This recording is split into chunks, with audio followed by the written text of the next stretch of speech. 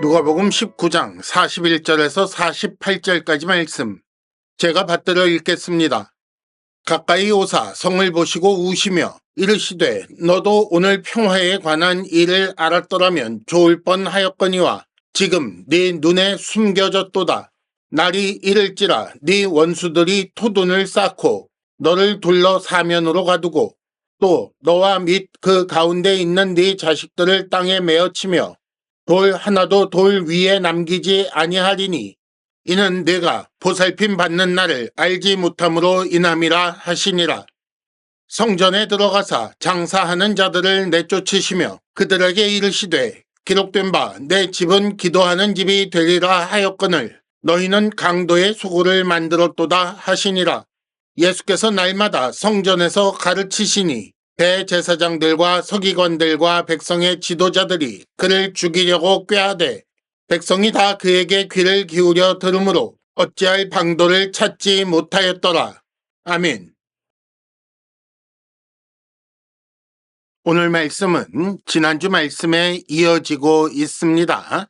지난주에 우리가 읽은 말씀에서 예수께서 나귀를 타고 예루살렘을 향하여 가고 계셨는데 오늘 말씀 41절에 보면 그 성에 가까이 오셨다라고 했기 때문에 이어진다라고 읽을 수가 있게 되겠지요.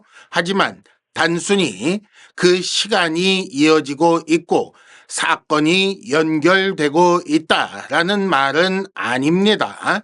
주제가 일치하고 있다는 말이에요. 이게 무슨 소린가? 42절에 보면 평화에 관한 일을 너도 알았으면 좋았을 걸 이렇게 말씀하시는 걸 볼 수가 있는데 이 평화라는 것이 지난주 말씀과 연결되고 있다는 말입니다. 그런데 지금 예수께서 왜 나귀를 타고 가고 계십니까? 스가랴 선지자의 예언 따라 예수께서 그 겸손하고 온유하신 왕으로서 예루살렘에 입성하고 계시는 것을 알려주시기 위해 일부러 나귀를, 그것도 새끼 나귀를 타셨다라고 우리가 지난 시간에 읽었단 말이죠. 그렇게 예루살렘에 들어가시면 하실 일은 무엇입니까? 스가랴 9장 10절에 보면 거기서 병거와 말과 활을 끊고 그리고 이방 사람에게까지 전해질 그 화평을 이루실 것이다. 그 모든 전쟁 무기들을 끊어버리시고 화평을 이루시고 그 화평의 소식이 온 세상에 퍼져나가게 하실 것이다 라는 그런 말씀을 스가랴 선지자의 말씀을 통해 우리가 읽을 수 있었다는 거죠. 즉 스가랴 선지자가 예언한 왕은 겸손하고 온유한 방식으로 일을 하셔서 완전한 평화를 이루실 것이며 그 소식이 이방까지 전하여져서 그 평화를 원하는 많은 사람들이 그 지배 아래, 그 다스림 아래 들어올 것이다 라는 그런 예언의 말씀을 우리가 읽었단 말입니다. 그런데 바로 그 왕이 예수께서는 바로 내가 그 왕이다 라고 알려주시기 위해 지금 일부러 나귀를 타고 가고 계신다는 거지요. 그렇다면 그렇게 나서신 예수께서 예루살렘에 가셔서 하실 그 일은 무엇인가? 그게 바로 평화에 관한 일이었던 것입니다. 그러니 스가랴 선지자의 예언대로라면 스가랴 9장 9절 말씀대로라면 예수님의 그 예루살렘에 들어오시는 것을 그들이 기뻐하고 즐거워해야 마땅한 것이고 예수께서도 그 예루살렘 성에 입성하시는 것을 즐거워하시며 기뻐하셔야만 했는데 그러나 그렇지 않다는 거예요. 상황이 그렇게 되지 않으니 예수께서 지금 울고 계신다, 우시며 말씀하신다라는 말로 오늘 말씀이 시작되고 있는 것입니다. 이 눈물의 이유를 오늘 우리가 살펴볼 텐데, 본문에 기록된 그 사건들을 순서를 바꾸어서 생각하면 이해에 조금 도움이 될 것 같아서 뒷부분부터 설명을 하도록 하겠습니다. 오늘 말씀 가장 뒷부분 47절과 48절을 먼저 살펴서 거기서 예루살렘에 들어오시는 예수를 대하는 사람들의 모습, 사람들의 태도라는 것을 먼저 보려고 합니다. 모두가 예수님을 반겼던 것은 아닌 것을 우리는 이미 알고 있지만 오늘 말씀 47절에 보면 대제사장, 서기관, 백성들의 지도자 이런 사람들이 예수님을 죽이려고 했다라는 말씀이 나옵니다. 이 사람들로 인한 그 반대가 계속되고 있는 것을 우리가 이제 몇 차례에 걸쳐 보게 될 텐데, 예를 들면 오늘 말씀 바로 이어지는 20장 1절과 2절 말씀에 보면 이 사람들이 예수님을 향하여 네가 무슨 자격으로 이런 일을 하는가라고 묻는 장면이 나옵니다. 그렇게 어떻게든 트집을 잡아서 날마다 성전에서 가르치시는 그 일을 하지 못하게 하려고 하는 것이고, 그 일을 예수를 죽여서라도 막으려고 하고 있는 모습을 우리가 오늘 말씀에서도 보게 되는 것입니다. 왜 그렇게 사납게 예수를 맞아들였을까요? 왜 그렇게 그들은 예수를 반대하다 못해 죽이기까지 하려고 했습니까? 자기들을 공격한다고 생각했던 거예요. 이렇게 생각할 이유가 뭐가 있는지 좀 생각해 볼 필요가 있습니다. 지금 이 사람들을 대제사장, 서기관, 백성의 지도자, 즉 장로들은 이 세상에서 그 당시 유다 나라에서 힘을 가진, 권세를 가진 사람들, 즉 기득권층이었습니다. 그들은 정치적인 세력을 형성하고 있었어요. 그들은 행정과 사법 권력을 쥐고 있었습니다. 그리고 그것을 통해 경제적인 권력까지 소유하고 있었던 사람들이에요.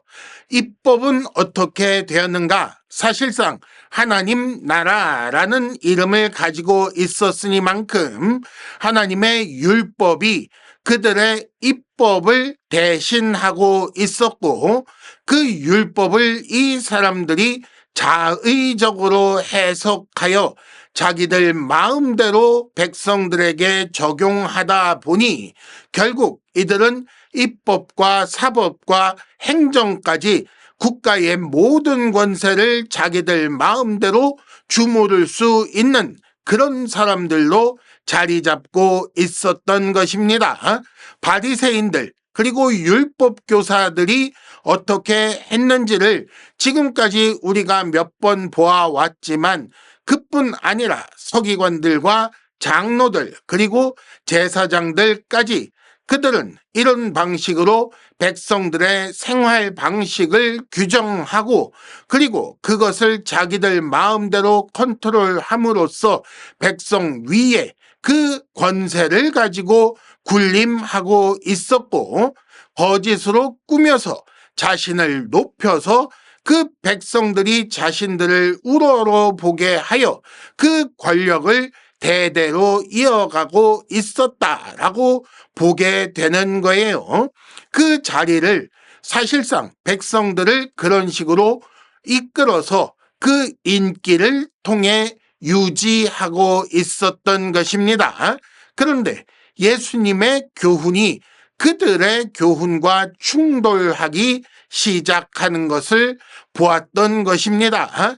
그들은 지금까지 안식일에 이렇게 하지 마라 라고 가르쳤다면 예수님은 그거 아니고 다르게 안식일을 지키는 거야 라는 식으로 가르치신 것을 우리가 보아왔지 않습니까? 병든 사람 병 고쳐주는 일을 그들은 금하고 있었는데 예수님은 안식일에 그들의 병을 고쳐주시는 시기였던 거지요. 그렇게 충돌이 일어나는데 더 문제는 뭐였는가? 48절에 보는 것처럼 그 백성들이 예수님의 말씀을 귀 기울여 듣고 있는 것입니다. 그런데 그들은 그 백성들의 귀를 뺏어 올 만한 교훈을 가지고 있지 못한 거지요. 그러니 예수님의 말씀을 듣지 못하게 하여 그들의 귀를 자기들에게 붙들어 매어 놓음으로써 그 힘을 유지하려고 하는 것이고, 그러다 보니 예수님으로 하여금 그렇게 전하지 못하게 하려고 죽일 생각까지 하고 있었다라고 보게 되는 것입니다. 그렇다고 힘의 근원이 되는 그 백성들의 인기라는 것을, 여론이라는 것을 신경 쓰려니 어쩔 수 없이 백성들의 귀 기울여 듣는 그 예수님의 말씀을 억지로 끊어낼 수는 없는 노릇이고 함부로 예수를 죽일 수도 없으니, 그래서 48절 마지막에 어찌할 방도를 찾지 못하고 있었다라고 기록되어 있는 것입니다. 왜 이런 일이 일어났는가? 그들은 예수님의 일, 즉 평화에 관한 일을 이해하지 못하고 있었기 때문입니다. 왜 그런가? 이 평화라는 것이 아주 특별한 것이기 때문입니다. 평화 혹은 화평에 해당하는 히브리어는 우리 많은 사람들이 알고 있는 것처럼 샬롬이라는 것인데, 이 샬롬이라는 것은 사실은 부족함이 전혀 없는 완전한 상태라는 말이고, 그러므로 진정한 화평, 진정한 평화라는 것은 부족한 것이 하나도 없이 모든 것이 갖추어져서 최고로 만족스러운 상태, 그래서 싸울 일이 전혀 없는 상태를 의미하는 것인 거예요. 그러다 보니 이는 하나님 안에서 하나님을 소유하고 하나님의 소유가 되는 그런 특별한 경우에만, 즉 하나님과 화평할 때만 가능한 상태가 화평 혹은 평화라고 번역되는 샬롬의 상태인 거지요. 그런데 예수께서는 무슨 일을 하러 오셨는가? 평화에 관한 일, 즉 이 샬롬을 진정으로 이루기 위해 샬롬의 걸림돌이 되는 죄 문제를 해결하러 오신 것 아니겠습니까? 그러다 보니 하나님 뜻대로 사는 삶을 가르치실 수밖에 없었고, 그러다 보니 하나님 뜻대로 사는 삶을 왜곡하여 가르치던 자들과 충돌할 수밖에 없었던 것이다. 이렇게 우리가 해석할 수가 있는 것입니다. 이렇게 충돌하는 예 중에 하나가 바로 45절과 46절에 나오는 성전에서 장사하는 사람들을 내어 쫓으신 일이라고 할 수 있습니다. 45절, 성전에 들어가 장사하는 자들을 내쫓으셨다라고 했는데, 이것이 예수께서 행하시는 평화에 관한 일 중에 하나라고 볼 수밖에 없지 않습니까? 그런데 아무리 봐도 평화롭게 보이지는 않지요. 다른 성경에 보면 채찍을 만들어서 짐승을 내어 쫓고 상도 엎고 의자도 엎어버리는 그런 행동들을 하셨단 말입니다.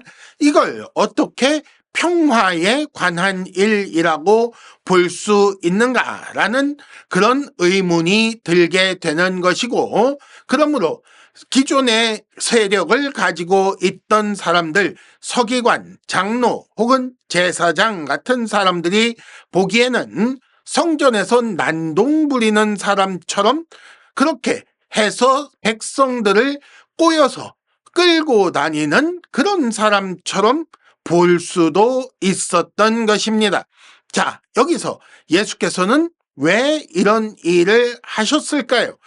장사라는 것 자체를 문제라고 생각할 수도 있습니다. 하지만 신명기 14장 24절에서 26절을 보면 하나님의 전에 올라갈 때 그 길이 너무 멀면 자기가 드릴 것을 모두 돈으로 바꿔가지고 와서 그 성전 앞에 가서 사가지고 그것을 사용해도 좋다라고 말씀을 하셨단 말이에요.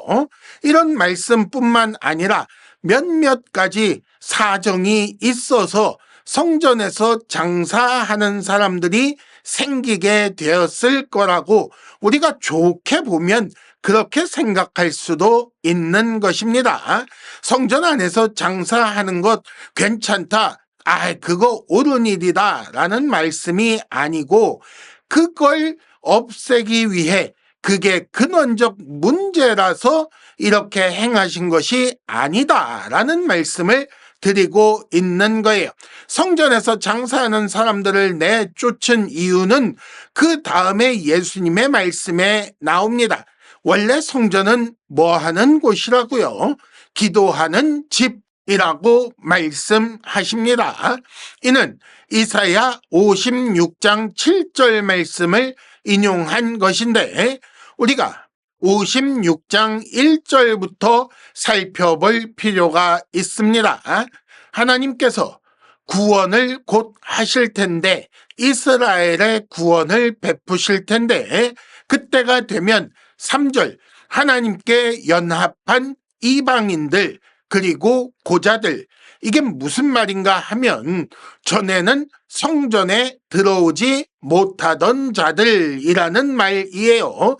이방인은 이스라엘 사람이 아니기 때문에 못 들어왔고, 고자는 이스라엘 사람이지만 결격 사유가 있어서 들어오지 못하는 그런 사람을 말하는 것인데, 둘 다 태생적으로 아예 하나님 성전에 올 수 없는 사람들이라는 의미를 가지게 되는 거예요. 이런 사람들뿐 아니라 누구라도 4절 하나님의 언약을 굳게 잡는 자, 6절 하나님을 섬기며 그 언약을 지키는 자는, 7절 하나님께서 인도하셔서 그 기도하는 집에서 그들을 기쁘게 하겠다. 하나님께서 그들을 용납하시고 받아들여 주시고 하나님과 화평을 누리게 하겠다라고 말씀하신 것입니다. 그런데 예수님 당시에 그 성전이 그런 일을 하고 있었는가? 그렇지 않다는 거지요. 예수께서는 강도의 소굴로 만들고 있다라고 말씀하십니다.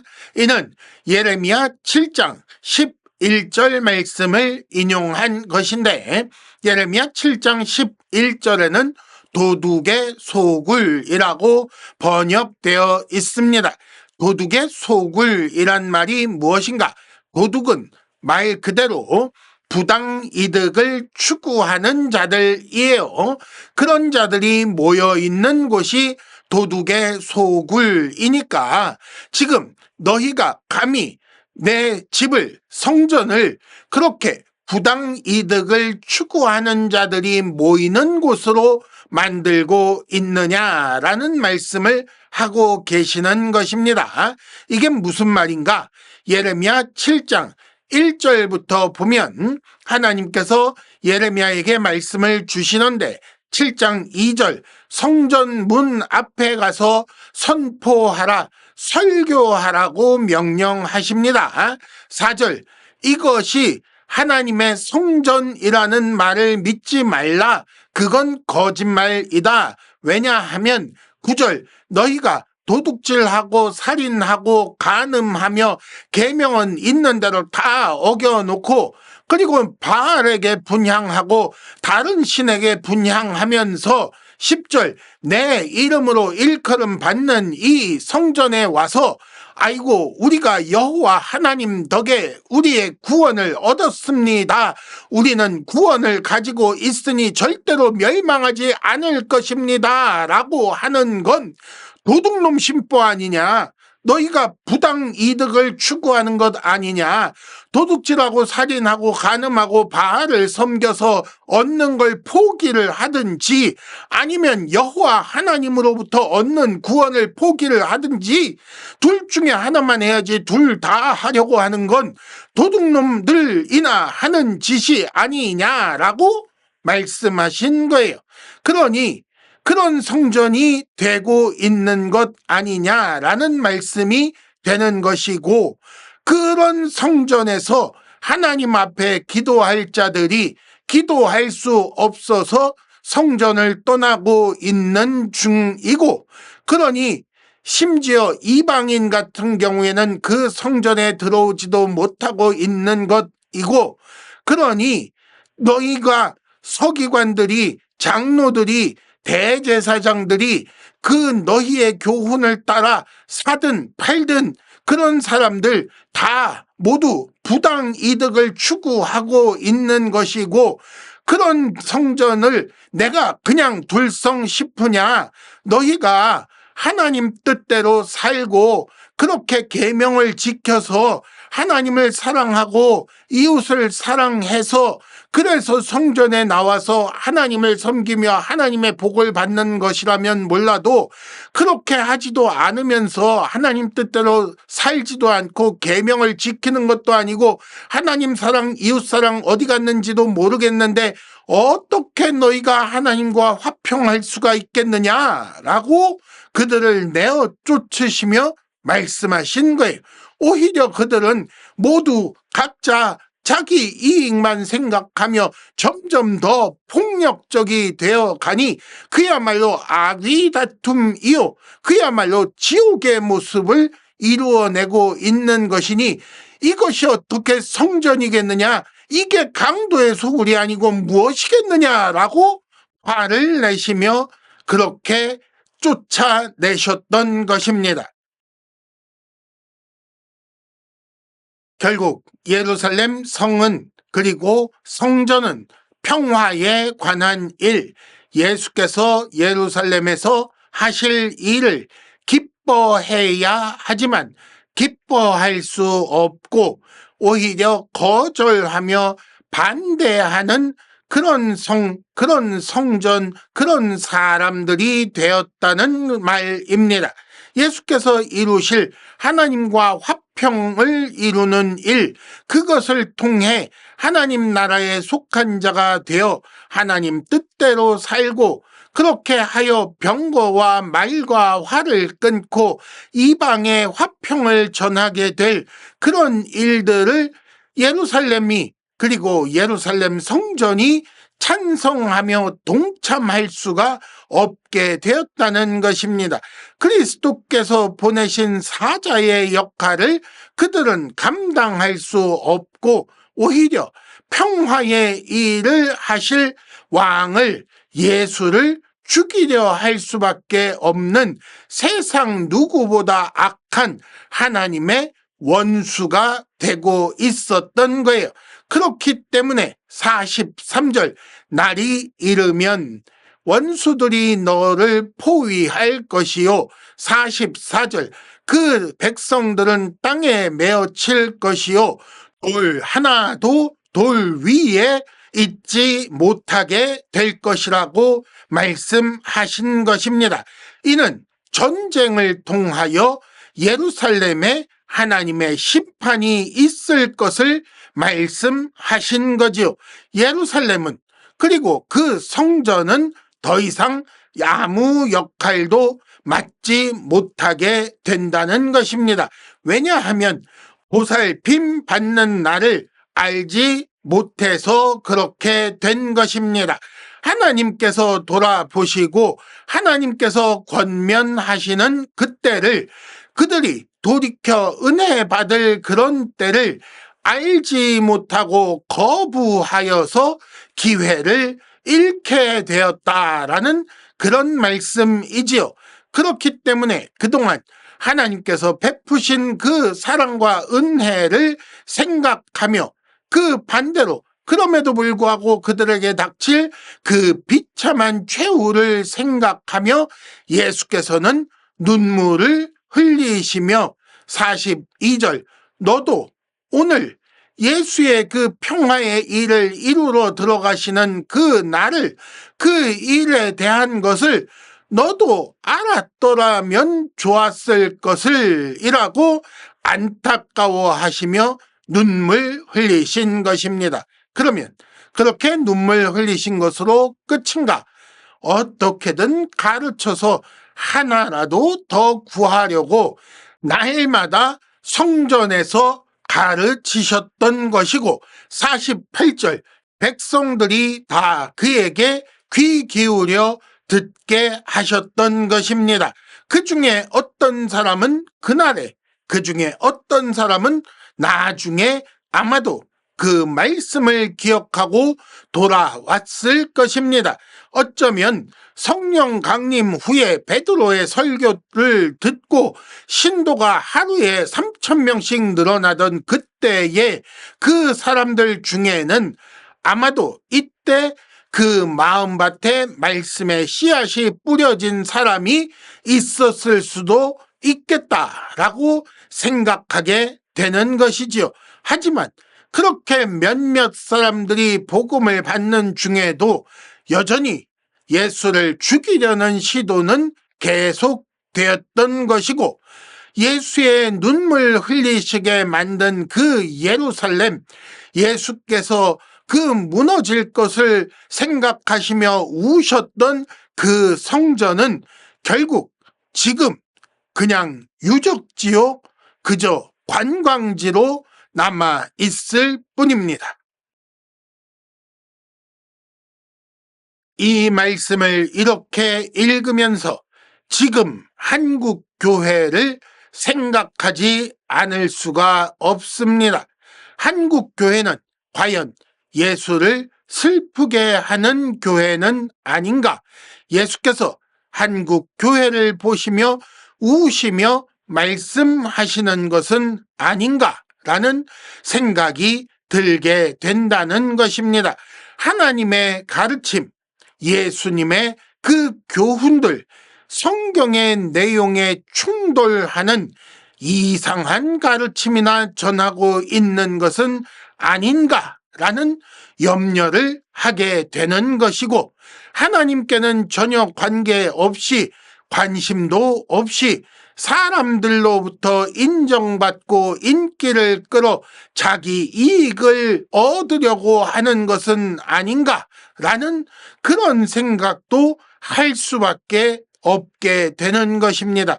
계명에는 관심이 없고 세상 부귀 영화에나 관심이 있고, 거기에 더하여 죽은 다음에 천국에 갈 수 있다면 아무것도 부러울 것이 없겠다라고 생각하는 부당 이득을 추구하는 사람들, 교회를 도둑의 소굴로 만들어가는 사람들이 있는 것은 아닌가라는 그런 슬픈 염려를 하게 되는 것입니다. 자신 있게 아니요, 그런 사람은 하나도 없습니다 라고 말하기 힘들지 않습니까? 그렇기 때문에 안타깝고 슬픈 것이고, 어쩌면 지금 주께서도 한국 교회를 보시며 눈물 흘리고 계실지도 모르겠습니다. 그러므로 이제라도 바꾸십시다. 예수의 말씀을 귀 기울여 들으십시다. 예수의 말씀을 따라 살기를 힘써야 한다는 말입니다. 교회를 강도의 소굴이 아니라 기도하는 집, 하나님께 기도하여 하나님 주시는 은혜를 얻고 그리하여 하나님 앞에 받아들여지는 큰 기쁨을 누리는 그런 곳으로 만들자는 것입니다. 먼저 믿은 교회의 지도자급 사람들이나 혹은 나중에 믿게 된 사람들이라도 먼저 말씀을 따라 선한 삶을 추구하는 그런 사람들이 다 되어야 할 것입니다. 그래야 예수께서 웃는 얼굴로 우리와 만나 주실 것이기 때문입니다.